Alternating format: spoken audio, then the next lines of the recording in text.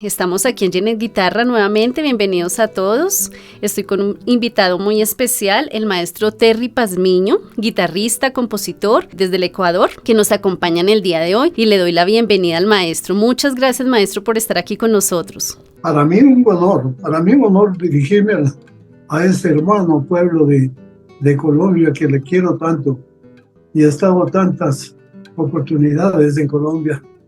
No últimamente porque he perdido bastante plaza en Colombia, pero antes yo solía dar muchos conciertos en Colombia.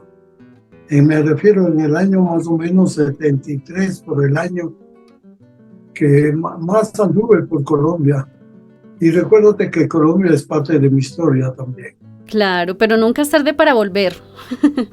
Claro, yo pasé por Colombia en el año 68. En el año 68, donde Colombia me abrió las puertas, siempre me recibió con un enorme afecto, un enorme cariño y admiración. Y Qué eso bueno, yo lo maestro, aquí. Colombia mucho, porque yo en el año 73 ya fue la reconstrucción del Teatro Jorge Eliezer Gaitán, que era, ahora ya seguramente es un teatro ya muy conocido. Sí, Pero claro. en ese entonces yo di un concierto para la inauguración de ese teatro. Vea También, pues, ¿y su historia acá en Colombia entonces? no mucho, yo le quiero mucho a Colombia. Bueno, maestro, cuando quiera por acá, bienvenido, lo estaremos esperando. He tenido el honor de hacer un pequeño documental de lo que ha sido su vida como músico en mi canal, pero nos gustaría escuchar más de parte suya. ¿Quién es Terry Pazmiño? ¿Cómo comenzó la carrera musical, la guitarra? ¿Cómo emprendió este viaje? Terry Pazmiño es un hombre que ha venido sonando desde ya más o menos unos 55 años, yo diría, porque pasé por Colombia en el año 10, en 1968, y yo fui tocando en todos los pueblos de Colombia, desde Ipiales hasta Cúcuta. O sea, que todos esos pueblos me recibieron con hospitalidad, con mucho afecto, mucho cariño. ¿Cómo no quisiera saber y volver a encontrar a toda esa gente tan hermosa que me recibió? Ha tocado más que cualquier colombiano en todo el país, mejor dicho. Sí, en ese entonces era muy fácil, querida Francis, era muy fácil viajar, porque vos agarrabas tu guitarra al cinto y en bandolera llevabas, y la gente era muy amable. Había mucha afición por la guitarra, por la música. A él les ayudaban a los artistas mucho, y todo el mundo colaboraba para que el artista llegue a su objetivo, a su fin. En este caso yo salí de Ecuador con el fin de estudiar con el maestro Antonio Lauro y Alirio Díaz, y eso fue mi sueño, y eso es lo que logré durante 6 meses de esfuerzo, yendo de pueblo en pueblo en autobús. O sea, porque en ese entonces tú sabes que para nosotros el avión era imposible. No se podía ir en ese entonces en avión. Y entonces llegamos en el año 1968, yo llegué a Venezuela, pasando por Colombia. Y ese encuentro con el maestro Lauro, que yo fue prácticamente lo más inolvidable. Esa es una de las experiencias más grandes que he tenido en la vida. Haberle conocido a dos grandes, Alirio Díaz y Antonio Lauro. ¿Cuánto tiempo duró estudiando con ellos? Ese recorrido duró 6 meses. 6 meses. ¿Y estudiando con ellos, cuánto tiempo duró? Y los estudios de Venezuela duraron 7 años. Ah, fue bastante. Tuvo un gran acercamiento con estos excelentes maestros. Sí, bueno, es un privilegio, es una suerte, porque verdaderamente En ese entonces era alumno de esos dos grandes talentos, era mucho. Inclusive, por ejemplo, conocer al maestro Vicente Emilio Sojo, que era una eminencia, o sea, el maestro de los maestros, de Alirio Díaz y de Lauro. Yo también tuve el privilegio de recibir sus consejos, aunque ya el maestro Sojo andaba por los 90 años, entonces ya muy poco daba cursos, pero en cambio era un ser jovial, un ser maravilloso y un músico fuera de serie. Qué bueno. Porque él nos enseñó a amar la música nacional. Cuando yo empecé con ellos, el maestro Lauro me decía, tú tienes que sacar la música del Ecuador. ¿Y las cumplió? ¿Usted las ha estado cumpliendo? Yo cuando regresé graduado de París, con una beca que me dieron con Alberto Ponce, y yo regresé a Venezuela y di un concierto, por cierto, que era memorable porque en ese concierto estuvieron toda la plana mayor de la guitarra venezolana. Fue en el Teatro Teresa Carreño y ahí estuvieron los más grandes guitarristas de Venezuela. Maestro, Entre ellos, lógicamente, era un homenaje a Alirio Díaz, que me invitaron. Además de estos dos grandes referentes como Alirio Díaz y Antonio Lauro, ¿qué otros focos ha tenido usted en la vida, así como músicos a seguir? ¿Cuáles son a quién admira tanto? Bueno, lo más trascendente que pasó en el año 74 fue la visita de Astor Piazzolla. Astor Piazzolla nos dio un curso de 15 días. Excelente. Y eso quedó grabado en mis recuerdos por ser uno de los cursos más importantes que recibí. Yo he estado en muchos cursos. He estado en Latinoamérica, en Europa, recibiendo cursos de grandes maestros, pero como Astor Piazzolla, imposible. El día en que empezó el seminario, dijo Astor Piazzolla, ¿quién sabe tocar un tango aquí? Y yo levanté la mano. Y yo tocaba un tango al estilo popular, porque había sacado del oído al oído nada más. Pero la reacción de Astor Piazzolla fue inmediata. Entonces me dijo, eso no es un tango. Entonces me quedé de una sola pieza. Entonces mi reacción fue, le digo, disculpe maestro, ¿cómo se toca un tango? Entonces Piazzolla reaccionó de una forma violenta y vio al bandoneón que tenía al lado. Sí. Y le abrió el bandoneón y nos tocó a los 15 estudiantes que eran del seminario, nos tocó 3 tangos, pero de una manera que nos dejó absortos, nos dejó sin palabras. Tocó Contrastes, tocó Chao París y Adiós Nonino. Qué privilegio tener esas imágenes ahí guardadas, ¿no? Infortunadamente, pues no existía tanta tecnología para haber guardado ese video. Y yo primera vez que escuchaba un tango contemporáneo como él hacía, no había oído. Yo había oído algunos tangos de la vieja guardia, ¿no? Gardel. Habíamos escuchado algo de la orquesta de Pancho Canaro, incluso yo creo que incluso escuché tangos de Serradell, de Cobian, de Cadícamo, de muchos. Yo tocaba, pero incluso Falú nos enseñó mucho. Eduardo Fuentes, que era un maestro, pero extraordinario. Y entonces, cuando escuchamos a Piazzolla, le dijimos, maestro, enséñanos esos tangos, trabajemos sobre esos tangos, porque cuando nos empezó a enseñar la armonía no entendíamos nada. Claro.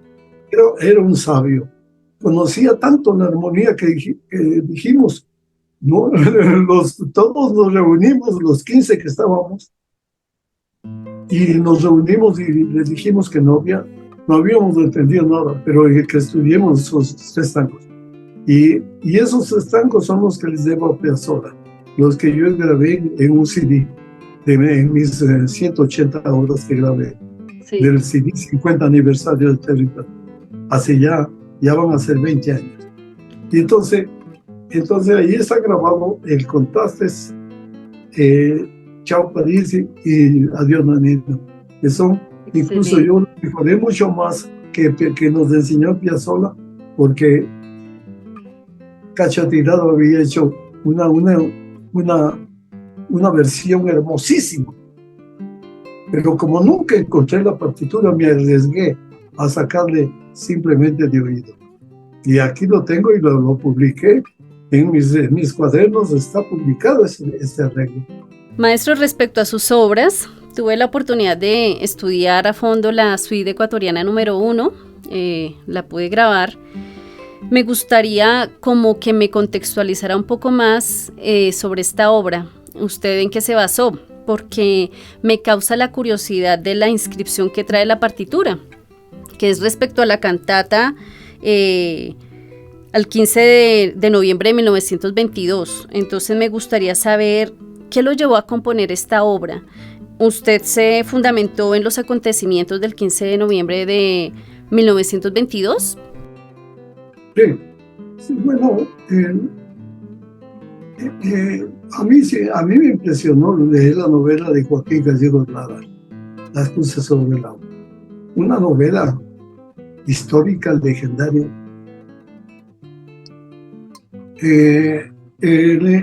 Para entonces yo había hecho una inmensa amistad con el poeta Rafael Arrea. Y Rafael me invitó a una cena donde me dijo, yo quiero leerte un texto que tengo sobre la cantata al 15 de noviembre. O sea, mejor dicho, un texto sobre la novela de Joaquín Gallegos Lara. Entonces, cuando yo vi el texto, lo leímos. Esta noche casi nos amanecimos hasta el día siguiente hablando de la obra. Y nos bebimos de un solo sorbo la madrugada porque nos emocionó. Nos emocionó esa. Entonces le dije, esto tiene un aire de cantata. Digo, hagamos una cantata. Y entonces el poeta estuvo de acuerdo. Dijo, perfecto, vamos a trabajar la cantata. Y así fue. Y así fue como yo empecé leyendo los textos, leyendo los momentos, los episodios, que fueron, porque es una novela emocionante. Es una novela que es fascinante. Yo le hice una entrevista al escritor cuando yo era estudiante del colegio. Fuimos a hacerle una entrevista porque era un hombre que le dio poliomielitis y tenía problemas de caminar en las piernas. Entonces yo le hice una entrevista y desde ahí, desde que leí siendo estudiante la novela me fascinó, me dejó embelesado. Y cuando empezamos a poner la música, fue toda una emoción. Fue un grupo de artistas que trabajó en eso. De un grupo que se llamaba el Centro de Arte en ese entonces. Era un centro donde iban todos los artistas. Es por eso que se logró hacer la cantata, con un esfuerzo de todos, porque en ese entonces, estamos hablando del año 82, era muy difícil hacer una cantata, conseguir los coros, conseguir los solistas, conseguir todos los narradores, y además que era la junta militar que tuvimos que grabar en la clandestinidad, porque eso no sabíamos si esos llegaban a tal vez escuchar o darse cuenta que estábamos grabando, íbamos directamente presos, porque era una de las dictaduras más fuertes que tuvo el Ecuador en ese entonces. Claro. Así fue la historia del pueblito costeño. Lo hicimos porque fuimos a Guayaquil a investigar muchas cosas que estábamos en algunos sitios, porque en la novela hablaban de Alfredo Baldión, hablaban de Tomás Agassés, de otros. Ustedes íbamos a comprobar todos los sitios cómo fue. Y en efecto, a las orillas del río San Borondón, describí pueblito costeño, ese lindo pasillo. Sí. Porque es un ambiente del río. Y ahí mismo me inspiré para hacerlo en una casa que nos prestaron, donde yo pasaba y escribiendo y componiendo la música. Esa casa, ahí se escribió la tonada viajera, que es otro logro entre la guitarra y la palabra. Porque si tú ves cómo se fusionan las dos cosas, dice, te vas río dauleño, zamborondeño, río dueño, te vas dejándote partir, y yo me quedo aquí todos los días. Dice, no te gusta mi aspecto, mi arrabal, mi ramada de Bijao, mi pasillo romántico. En fin, es un poema. Es un poema muy lindo, muy hermoso. Y ese poema, yo le puse la parte de la tonada para apoyar la palabra, para apoyar la poesía. Y fue un logro muy lindo, porque se juntaron las dos cosas. Sí. Entonces, ¿quién lo hizo? Quien lo leía ese texto fue Víctor Hugo Gallegos, un teatrero muy bueno aquí. Tenía una buena voz, una buena expresión, y Víctor Hugo Gallegos lo hizo, pero de una manera magistral.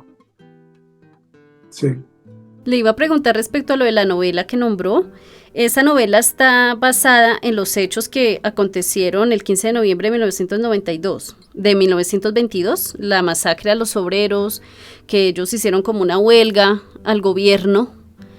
La novela narra esos hechos porque usted también habla de Tomasa Garcés, que fue pues esta señora que se paró para no dejar salir los ferrocarriles. Algo así es la historia, ¿cierto? Entonces lo digo para que las personas que no conocen pues la historia de este acontecimiento se contextualicen. Entonces mi pregunta es, ¿esa novela que usted nombra narra esos acontecimientos que pasaron ese día? Claro. Bueno, esa es la historia, ¿no? La historia es una huelga de trabajadores. Se produjo en Guayaquil en el periodo de un presidente Luis Tamayo, un liberal violento, era un tipo de poca formación política, o sea, quería todo transformar a base de la violencia, de la muerte, y mandó un comando a Guayaquil para que, ya con la consigna de matar. Entonces, la huelga fue reprimida con violencia y los mataron a los líderes, a los máximos líderes que organizaron eso y los botaron a la ría abriéndole los vientres con yacataganes. Entonces los cuerpos flotaban en la ría. Y es más, hasta ahora Guayaquil celebra el 15 de noviembre con unas velas prendidas y que simbolizan los muertos que fueron arrojados a la ría y con una crueldad inhumana tremenda. Entonces, eso lógicamente estaba en los textos que se produjo esa cantata. Pero la estructura poética literaria es, como digo, el poeta Larrea lo hizo genialmente. O sea, eso es lo aquí no ha tenido mayor repercusión en la cantata porque tú sabes que en Guayaquil ha habido poca apertura de parte de la burguesía guayaca costeña. Es una burguesía rancia, ignorante. Entonces muy pocos van a comprender esa cantata y tampoco lo van a hacer conocer mucho, pero en base a mi trabajo, que ha sido un trabajo tenaz durante el año 82 que fue escrita, ahora es una de las obras más tocadas en el mundo entero.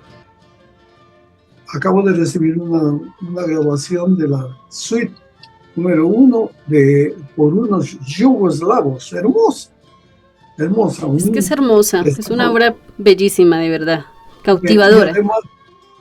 Además de los yugoslavos, están tocando en Inglaterra, están tocando en los Estados Unidos. También esa suite la está tocando un guitarrista australiano, muy bueno.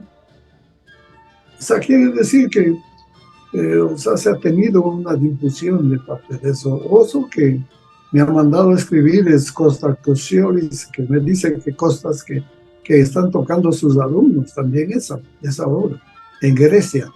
Genial, maestro. Y ahora tú que la has tocado hermosamente, que a mí me encanta como le gracias. Porque no, es una obra muy bella. La has estudiado, pero muy bien, a pesar de que no es una obra fácil. Sí, tiene sus... Tú sabes como guitarrista, sabes que eso no es fácil. Pero es... O sea, ahora, lo bello sobre lo difícil. Lo voy a tocar yo ahora, el 20 de marzo, lo voy a tocar en mi concierto. Con esa obra abro el programa. Sí, maestro, de eso quiero hablar. Usted está próximo a cumplir 75 años, entonces va a ser un evento. Me ha causado curiosidad las publicaciones que han hecho. Voy a permitirme leer una de las palabras que dice allí. Dice: mi larga actividad entre la interpretación, investigación, armonización y creación en la guitarra me ha convertido en una figura de influencia en el Ecuador. Mi legado ha consistido en desafiar las normas establecidas y en la exploración de nuevas fronteras en la música clásica popular ecuatoriana. Mi innovación es su ritmo, armonía y contrapunto. Con gran tenacidad logré formar una escuela en la música nacional, partiendo del folclore hasta el neoclasicismo. Esto es demasiado. Es el trabajo que usted ha realizado durante su trayectoria y nos gustaría saber más sobre el evento que va a realizar, quiénes están invitados, cuándo es, que nos hable respecto a este 75 aniversario. Bien, para aclarar un poco un punto de que acabamos de hablar, de la escuela de clásica popular ecuatoriana, pues te tengo que decir que cuando yo salí de Ecuador en el año 68, no habían arreglos de guitarra para la música ecuatoriana poder tocar en un concierto. No había. Uh-huh. Aquí no hubo tradición de un buen arreglo ni composición. Existió aquí dos maestros, que fueron Carlos Bonilla y César León. Pero César León poco escribió para la guitarra y mejor Carlos Bonilla hizo un trío popular y después decidió hacer las composiciones. Sus composiciones, pues debo decir que fueron, a mi modo de ver, muy personalmente, una crítica muy completamente ingenuas, o podría decir poco sencillas, fáciles, que no tenían un nivel, por ejemplo, como la música de Barrios, o la música de Villalobos, o la música de Lauro. Y peor todavía alcanzar niveles así como Joaquín Rodrigo, peor un Federico Moreno Torobo. O sea, no había ese nivel. Entonces, con el maestro Lauro hablábamos y discutíamos sobre cómo hacer la música ecuatoriana. Yo le toqué varios arreglos de la música y bueno, recibí incluso de mis primeras composiciones que hice, como el Pasillo Jenny, por ejemplo, lo fue revisado por el maestro Lauro. Y me decía que como algunas sugerencias que al maestro le gustó mucho mi pasillo. Dijo, tiene una melodía hermosa, el Pasillo Jenny. ¿Por qué razón? Porque a mí Jenny me impresionó, pues la esposa mía, la compañera mía, la que yo conocí en el año 70. Entonces yo le escribí eso, le escribí en Caracas y fue uno de los primeros trabajos de composición que hice. Entonces, eso quiere decir que cuando yo vine acá, entonces empecé a trabajar sobre esa escuela, porque las primeras armonizaciones, las primeras composiciones, yo empecé a trabajar y a dar impulso. Y ahora es una escuela. Ahora tocan la mayoría de guitarristas del Ecuador, les tocan mis arreglos, mis composiciones.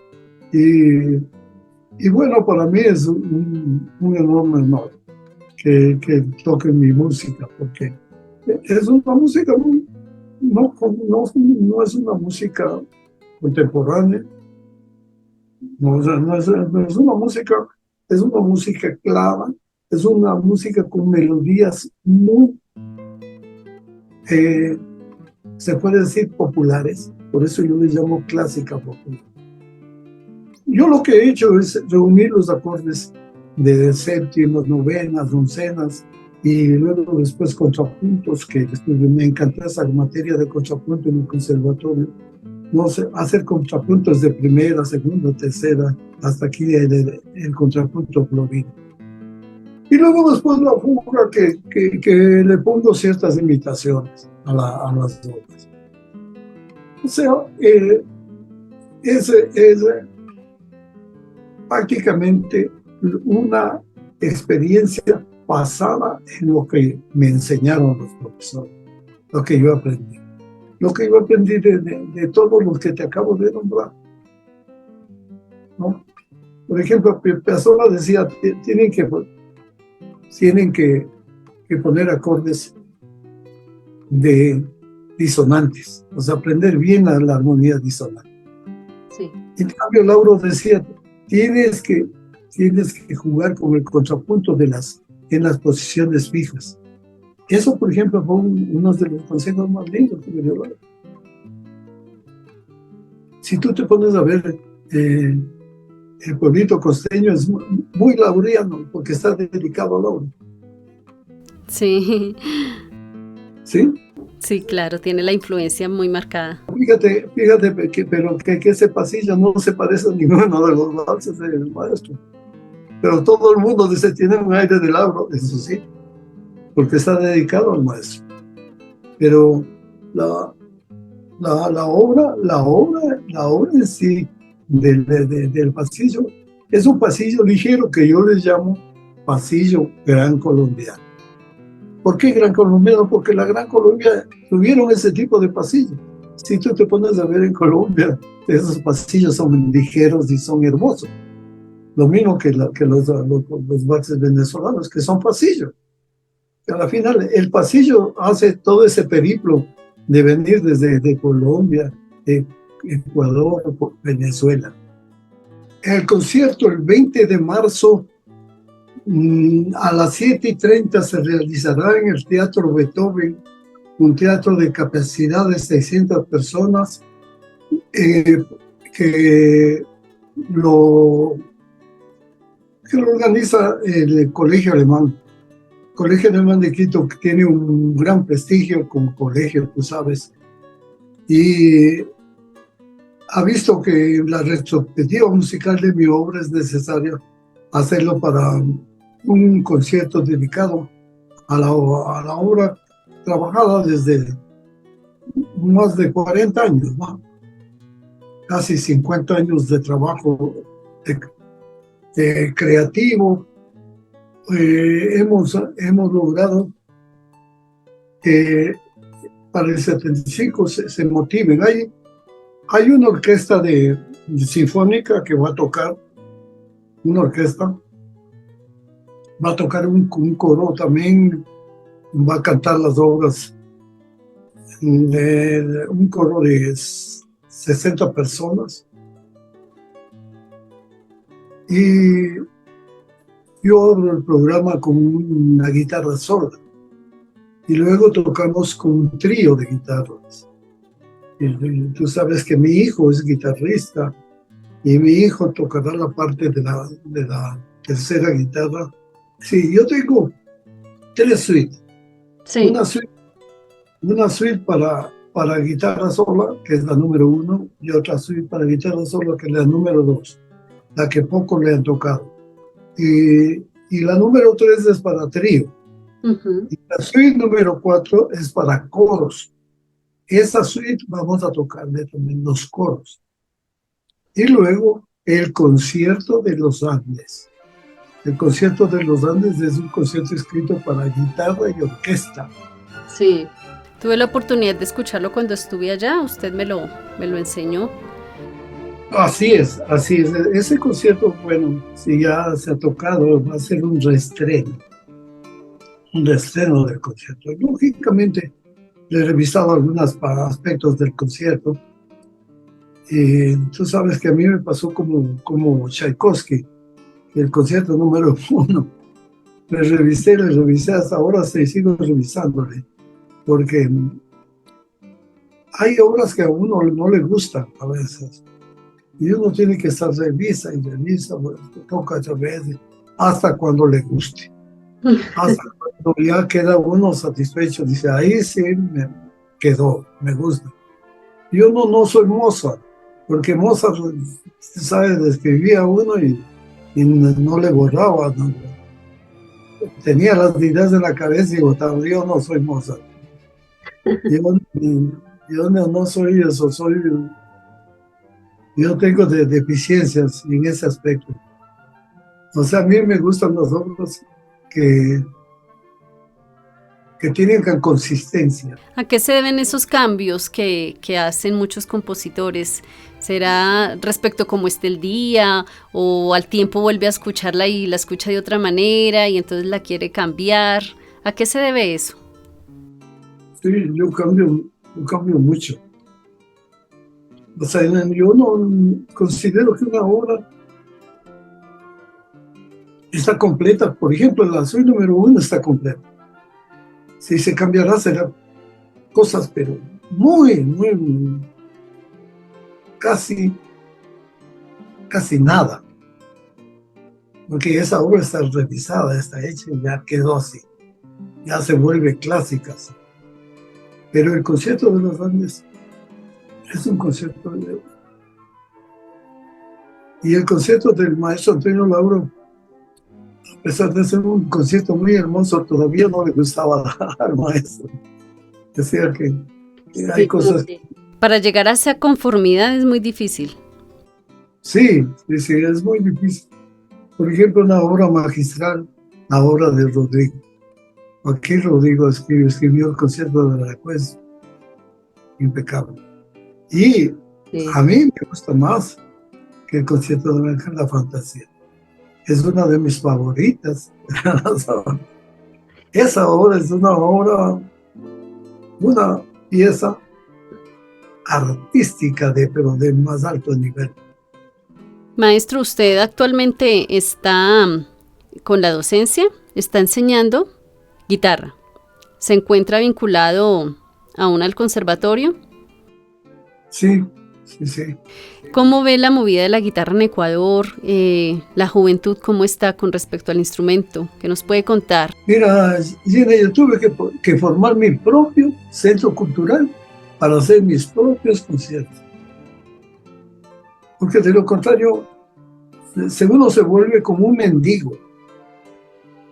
Se va a mendigar un concierto en el Ministerio de Cultura, o en el municipio, o en el Banco Central, o cualquiera. O sea, le transforman al músico en un pordiosero musical, que tiene que andar buscando los conciertos, buscándolos.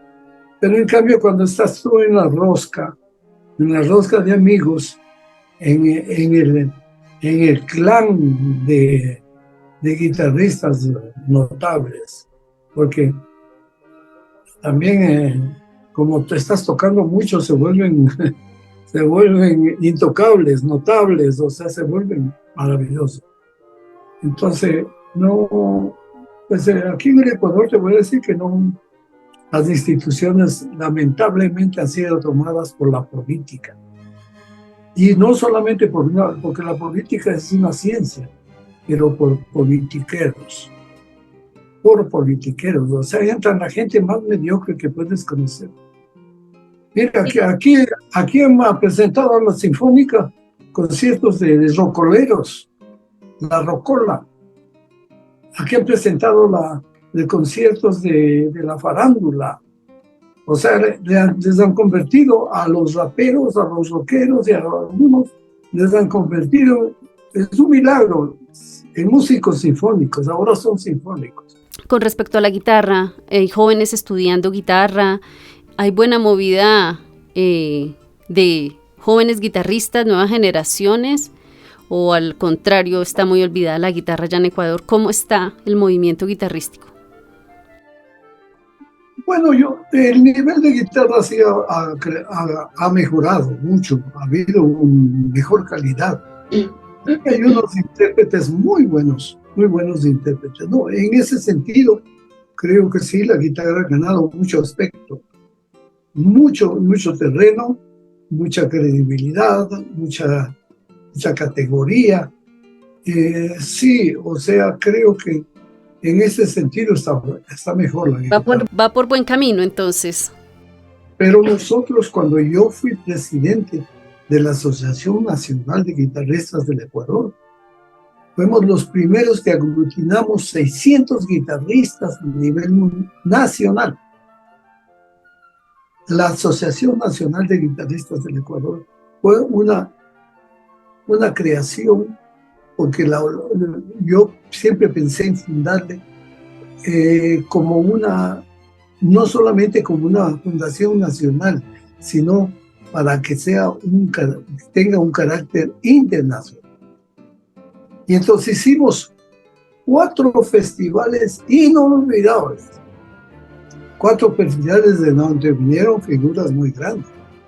Acuérdate que vinieron José Feliciano, vino Alirio Díaz, vino Abel Carlevaro, vino Ángel Giroler, vinieron Cristina Zuma, Luz María Bobadilla, estuvieron aquí guitarristas de Alemania, de España, de todos los países. Una vez llegué a invitar en el año 94 a 11 países del mundo. Pero lamentablemente, tú sabes, viví en Australia por 9 años y dejé el Ecuador. Y guitarra ecuatoriana, especialmente la asociación quedó en manos de guitarristas jóvenes. Y esos guitarristas lo acabaron la asociación. Cuando yo regresé, yo no vi esa asociación. Y no quise retomar porque bueno, era un trabajo titánico, ¿no? Grande. He hecho mucho por la guitarra del Ecuador y ya era demasiado tener la asociación. Entonces me dediqué más a trabajar sobre los proyectos que ya estaban empezando, como los cuadernos. Empecé a trabajar las grabaciones, que fue el paquete de CDs que grabé como 8 CDs, alrededor de 120 horas. Y empecé a hacer todo mi trabajo de investigación. Eso es lo que vamos a presentar en este 75 aniversario, el trabajo de todos esos años. Que va a ser algo maravilloso ese evento. Y ojalá las personas que estén escuchando y estén viendo se animen, aquellos que aún no lo han hecho, para que vayan. Me encantaría poder estar allá. Desde tan lejos mando los mejores éxitos para este evento, que sea pues algo maravilloso. Ya de hecho el programa es algo grandísimo. Entonces desde acá los voy a acompañar, voy a estar pendiente de todo. Como le digo, me ha gustado mucho las publicaciones que han hecho. Creo que lo que sale escrito son palabras suyas, maestro. Sí, esas palabras son el pensamiento, eso es lo que vamos a hacerle. Eso va a salir en un libro. Sí, porque acá dice, me llama la atención esta que dice: el arte es eterno, el verdadero músico nunca se jubila, disfruta de su instrumento hasta cuando tiene energía de pulir una obra musical. En mi caso, la interpretación y la creación son mi manera de vivir. Lo importante no son los años que vives, sino el legado que dejas y la expectativa que despiertas. Es lo que usted ha vivido. Su obra, todo lo que ha hecho por la guitarra en el Ecuador y ya que ha salido también a nivel internacional. ¿Usted qué le diría a las nuevas generaciones de músicos, de guitarristas, con respecto a todo esto tan precioso que escribe? Sí, o sea, en el trabajo de la docencia, que ya le he abandonado bastante, porque yo fui profesor de la Universidad Central, fui profesor del conservatorio, de varios conservatorios, del Conservatorio de Loja, Conservatorio de Quito. Bueno, ya he abandonado mucho la docencia. Hoy me dedico más a la creación y a la difusión. En ese aspecto, pues tengo estudiantes que están muy agradecidos de mis enseñanzas. Tengo un alumno que ya es profesor en el Conservatorio Nacional de Sevilla, en España. Tengo otro alumno que está de profesor de guitarra en Alicante. O sea, en puestos muy importantes, conservatorios muy importantes, donde estaba, o sea, prácticamente donde estuvieron, por ejemplo, estuvieron Narciso Yepes, estuvieron Pepe Romero, estuvieron el maestro Regino Sáiz de la Maza, otros. Entonces, ahora ya están ocupados por varios alumnos míos. Y en eso me siento muy satisfecho, porque casi la gran mayoría de guitarristas ecuatorianos han tenido mis enseñanzas. He dado seminarios y todo eso. Ahora hay menos, porque ya me siento un poco cansado, un poco agotado. Quiero dedicarme más a la familia, más a mis asuntos personales, más que ahora me tengo una invitación a Miami para dar un concierto con la Sinfónica en Miami. Pero estoy pensando, vamos a ver cuándo lo puedo hacer. Otra cosa que está pendiente es un concurso y festival. Un festival internacional, quiero organizar el último festival. Entonces en ellos no te olvides que posiblemente te sorprendas que vengas tú. Sería maravilloso, de verdad. Aquí en este país todo es utopías. Las utopías son, o sea, pues son, como tú dices, el camino a la realización. O sea, es un sueño, pero que camina hacerle objetivo, hacerle la verdad.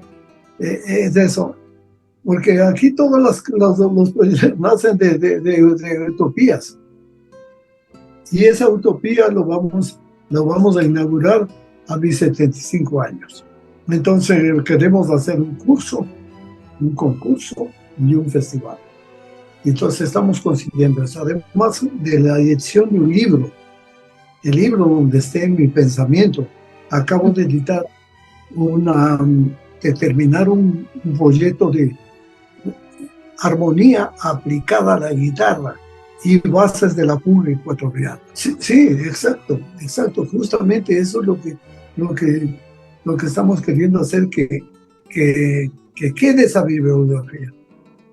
O sea, y eso en un libro donde aparezcan todas las partituras, todo eso, como parte de la escuela clásica popular ecuatoriana, formada por todos los conocimientos que hemos ido adquiriendo a través de Venezuela, de Europa, de Australia, de todas las experiencias que he tenido por estudiar.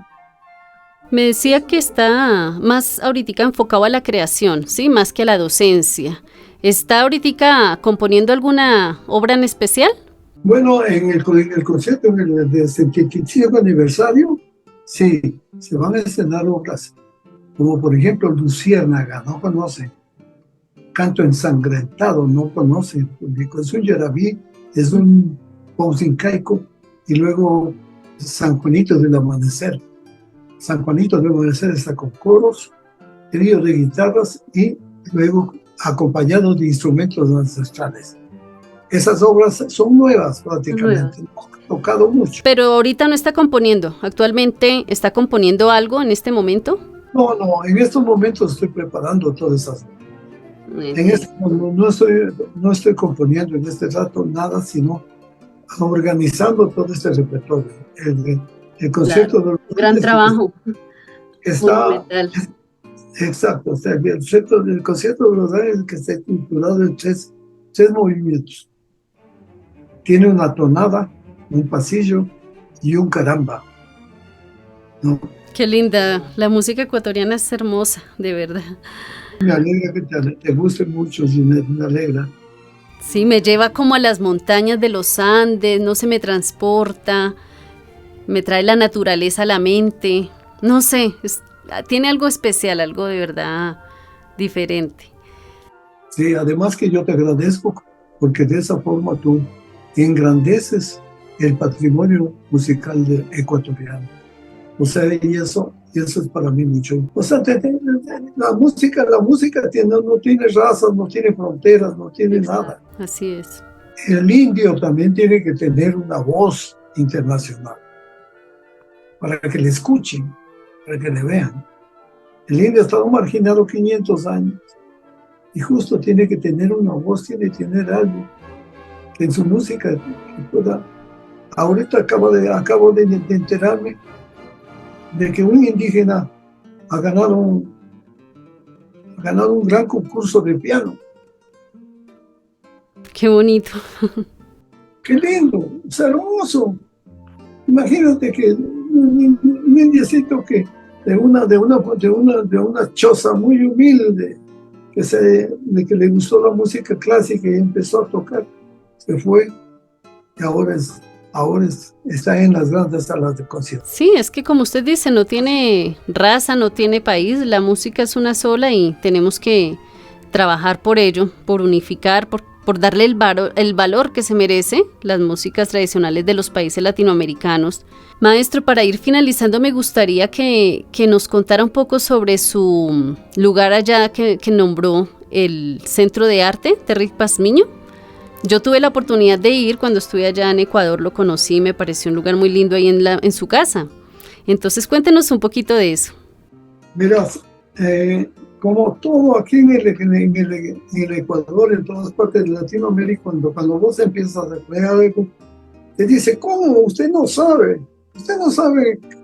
cómo va a crear un centro cultural si no sabe qué hay, cómo funciona el centro cultural. Y así lo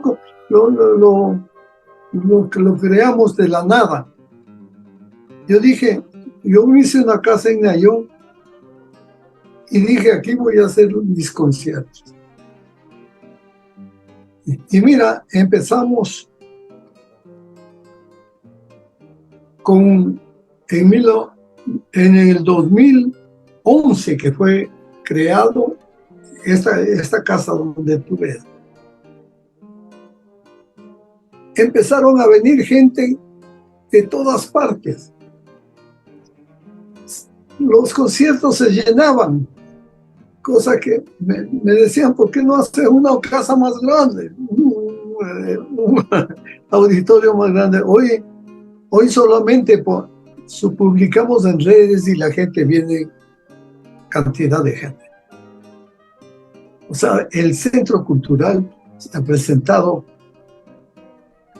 libros, danza, ha presentado exposiciones de pintura, ha presentado recitales poéticos, ha presentado encuentros filosóficos sobre la música y el hombre. Así hemos hablado sobre el romanticismo, el clasicismo, el neoimpresionismo. O sea, hemos hablado de todos los aspectos, hasta hemos hablado de la música popular, el jazz, los tríos populares. Aquí se han presentado todos los temas que te puedes imaginar. Alrededor de más de 150 conciertos en esos 15, claro, ya estamos casi cumpliendo 15 años. Hizo de su casa un centro cultural, literalmente. Sí, o sea, un centro cultural. Qué bonito. Que la gente nos quiere, aquí viene mucha gente. Mira, aquí se presentó Gustavo Miño, aquí se ha presentado Enrique Millán Gómez, ¿no? Y que te pueden decir todo eso. Lo que pasa es que en mi larga carrera he hecho muchas amistades. Me siguen una gran cantidad de amigos que adoran la guitarra. Y eso es una especie de tesoro, una especie de ¿cómo diría? Una especie de reserva solidaria que, fíjate, ahorita estamos luchando, estamos implorando a la gente que venga, que necesitamos llenar 600 personas en el Teatro Beethoven. Uh-huh. Y eso estoy trabajando todos los días. Como tú me ves, también es un trabajo. Sí, ojalá pueda venir de tu linda Colombia, ese lindo país de Colombia. Maestro, muchísimas gracias por aceptar la invitación al canal para conversar acá conmigo un poco de guitarra, de lo que ha sido su labor como compositor, como guitarrista. Muchísimas gracias porque es un privilegio, un honor poderlo tener acá en el canal. Ay, caramba, muchas gracias. Muchas gracias. Tienes, estás haciendo unos hermosos programas y me alegra mucho porque el conocimiento que vas adquiriendo de todos los repertorios que estás haciendo y sobre todo que te sigo mucho en Facebook y veo que investigas todos los personajes y los investigas muy bien y los analizas y los interpretas muy bien. Gracias, maestro. Me gustó mucho la sonata de Ponce que tocaste, porque el tema variado al final no es tan fácil, y lo sacaste una linda expresión del tema variado y final. Gracias. Es una de mis obras preferidas de Ponce, Me gusta mucho el tema variado. Es una obra muy bien hecha, muy Sí, bien hecha. muy Entonces, bien, sí. me gustó mucho cómo la interpretas. Gracias, maestro. Te felicito. Hace lo que se puede, toca seguir. Sí, muy bien. Tú sabes que, que Colombia para mí representa mucho en la música. Ustedes han tenido una gran trayectoria de la música con Emilia Tortúa, con Carlos Figueroa, con luego don Antonio Calvo, ¿no? Tienes también el gran guitarrista de fama internacional como fue el de don Gentil Montaña, ¿no? Sí, Es decir, señor.